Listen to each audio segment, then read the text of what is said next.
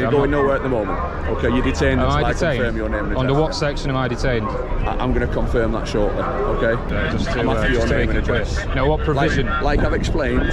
What provision? What section of what? Under the counter-terrorism law. Which section? I'm obliged to ask for your name and address. Yeah, but which section? Which section? Yeah, I need to know for my personal records, because I keep personal records. That's fine. I'll refer to my pocket notebook and I'll give you a full legislation here. Welcome back to the channel. Today we are diving into a textbook example of how not to conduct a stop and search. This footage comes to us from the YouTube channel Fritz Media, so please go give them a sub and support their original work. In this clip, we see an auditor filming outside a football stadium on match day. He's approached by an officer who immediately escalates the situation by detaining him under Section 43 of the Terrorism Act.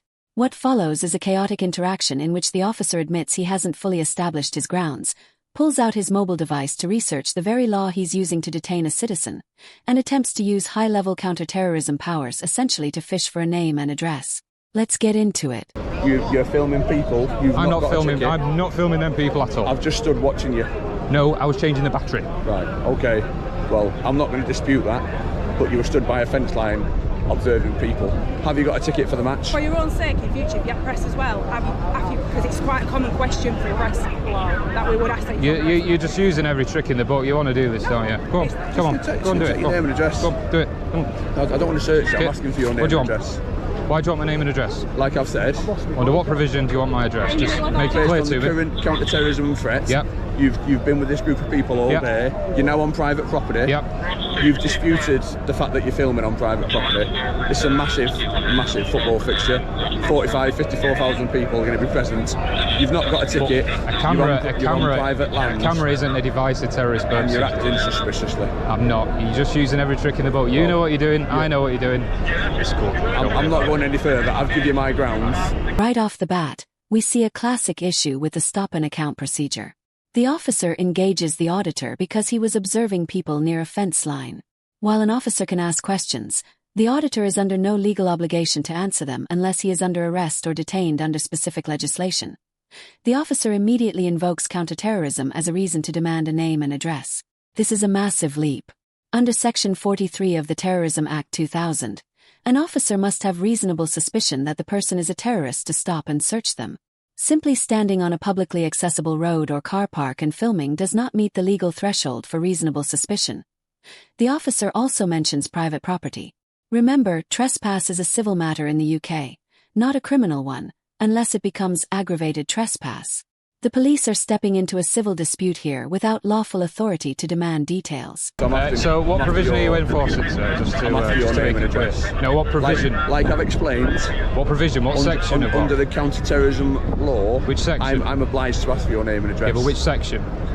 Which section? Yeah, I need to know for my personal records, because I keep personal records. That's fine. I'll refer to my pocket notebook and I'll give you a full legislation here.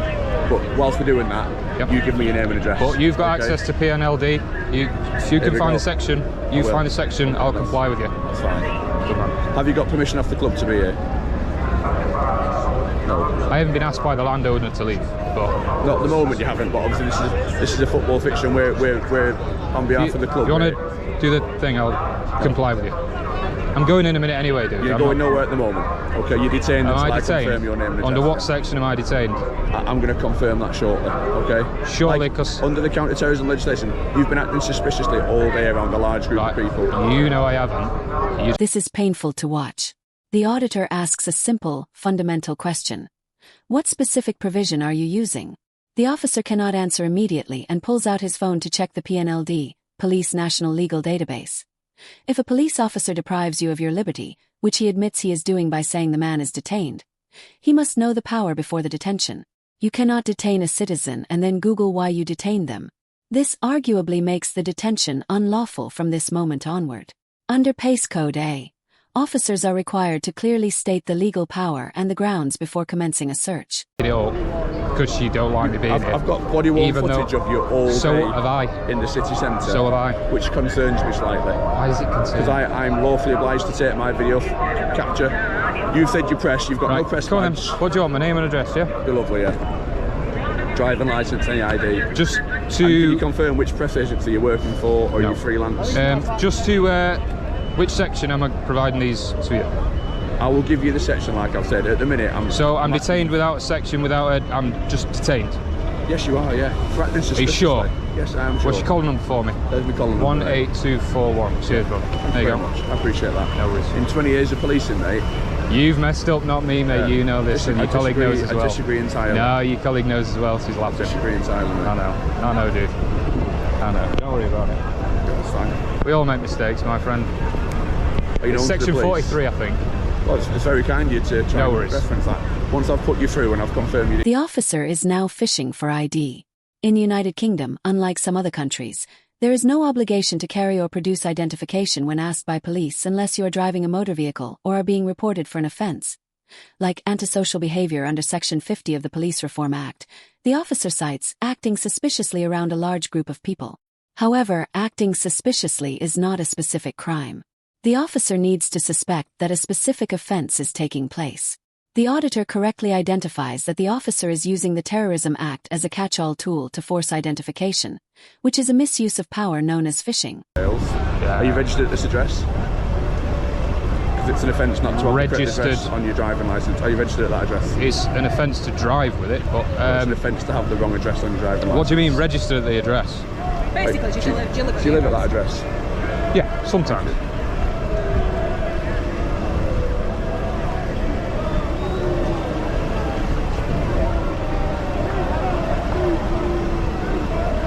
You know, mate, you know. I'm not going to take on any further, but you know what you're doing. I know, I do. What I will confirm with Manchester City is they're going to get your photo on their club cameras as well. I don't care. I don't follow football. It's for these kind of people. I don't follow football. Don't follow football. Not remotely interested, honestly. Do your worst. Tell the SAS. It's frozen, so you have to bear with me for the moment, okay?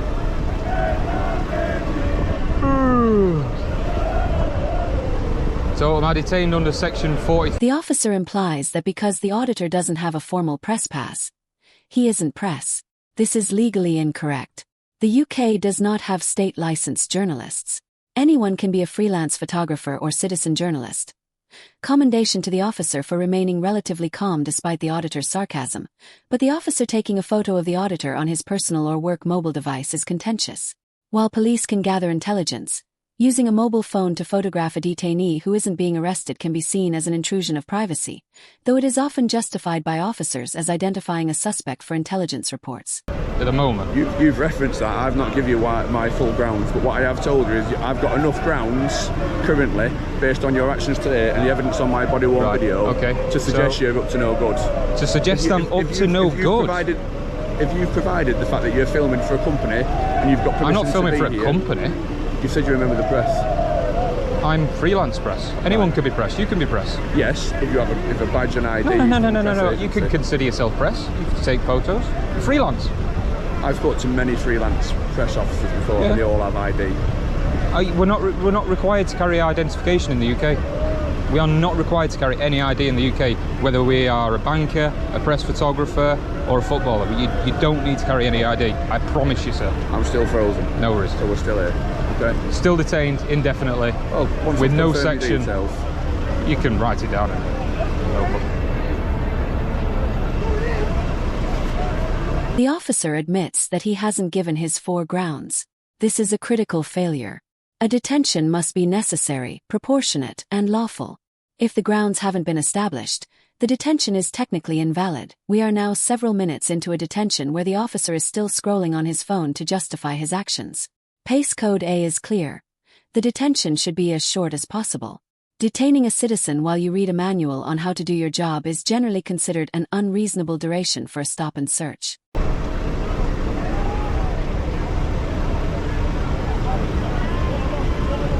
There we go, we're on. System's working.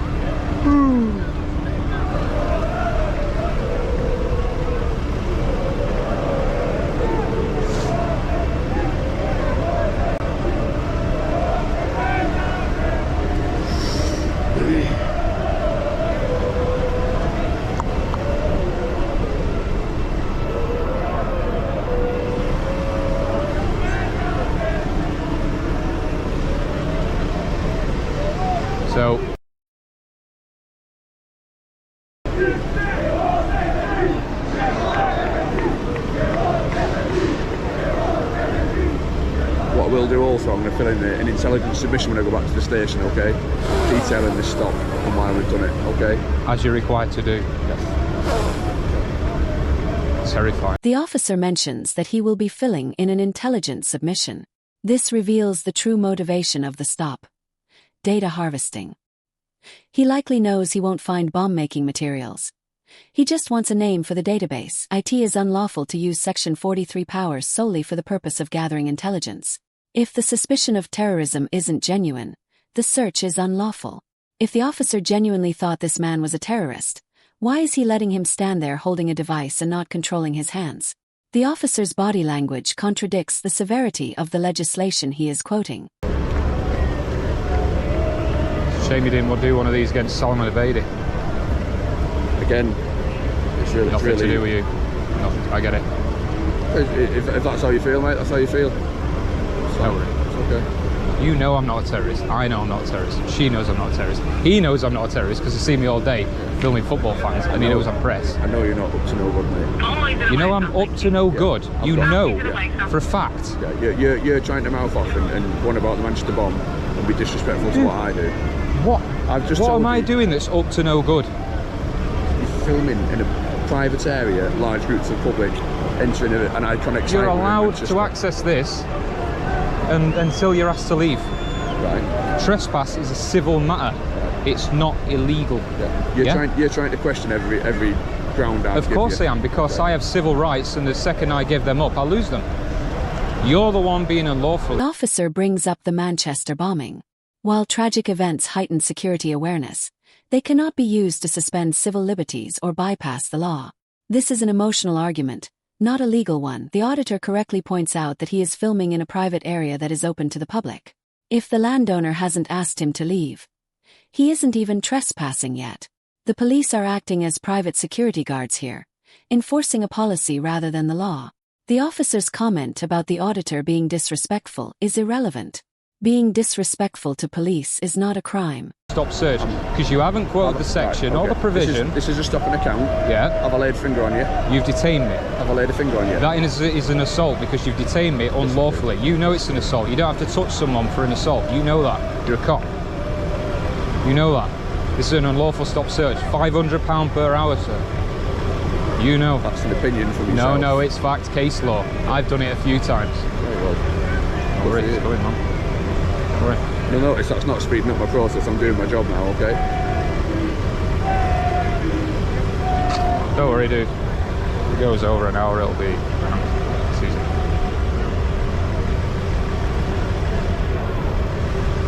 You know what unlawful detention looks like. You know what it looks like. Mate, I understand my powers, I understand my grounds, okay? You haven't given reasonable grounds for a terrorist search. Well, you haven't given any grounds. I've told you what You just said suspicious activity. There's a debate here about assault. The officer says, "Have I laid a finger on you?" implying that he hasn't assaulted him. However, under UK common law, false imprisonment or unlawful detention can occur without physical touch.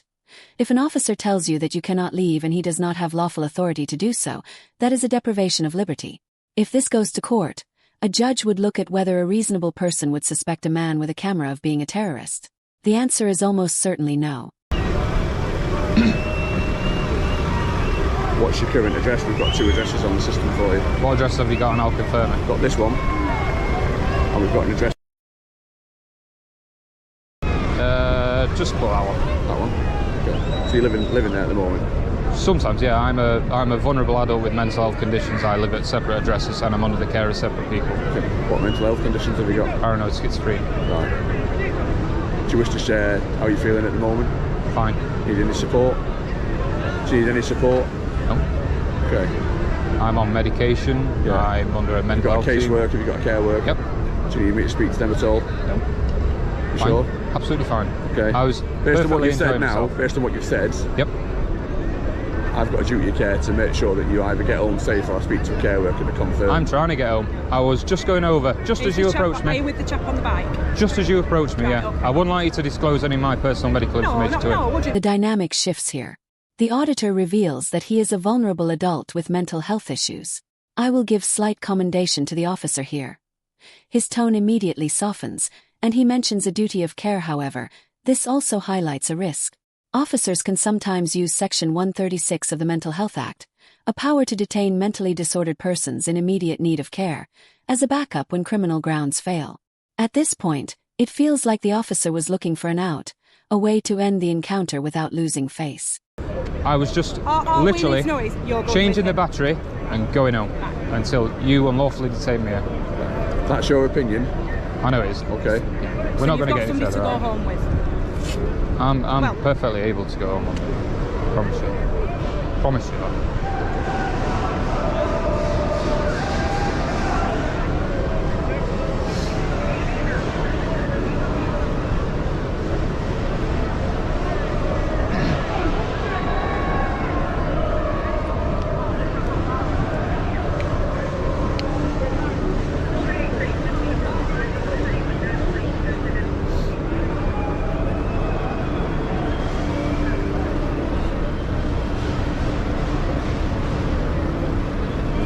Right, thank you very much. I'm going to ask you to leave the area now, okay? Sorry? I'm going to ask you to leave the area to the gate, and then that's public land. I'm going home anyway. That was my plan. Just as I was changing the battery, I was going home. If you'd have said that as we'd have spoken to you, perhaps things would have been differently. I did. Okay. See you in a bit. Have a good night. You too.